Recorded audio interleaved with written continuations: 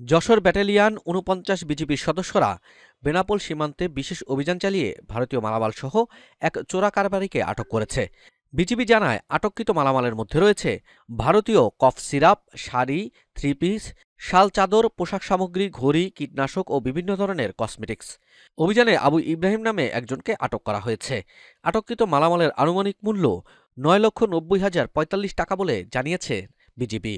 গত ১ ডিসেম্বর মঙ্গলবার যশোর ৪৯ বিজিবির বিশেষ টহল দল কাশীপুর বিপি ও বেনাপোল আইসিপি এলাকায় মাদকদ্রব্য ও চোরাচালান বিরোধী অভিযান চলাকালে এসব মালামাল জব্দ করে।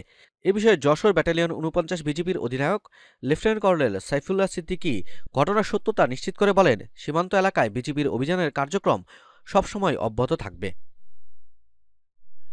বেনাপোল থেকে মশিউর রহমান কাজল, নিউজ ডেস্ক।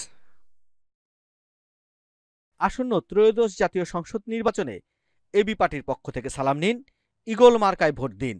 এবি পার্টির অঙ্গীকার, রাষ্ট্র হবে জনতার। এই স্লোগানকে সামনে রেখে আগামী নির্বাচনে গাজীপুর ২ আসন থেকে জনদরদি, গরিবের বন্ধু, মেহনতি মানুষের আদর্শ পুরুষ আলহাজ ইঞ্জিনিয়ার আলমগীর হোসেনকে ঈগল মার্কায় ভোট দিয়ে জনসাধারণের জীবনমান উন্নয়নে কাজ করার সুযোগ দিন।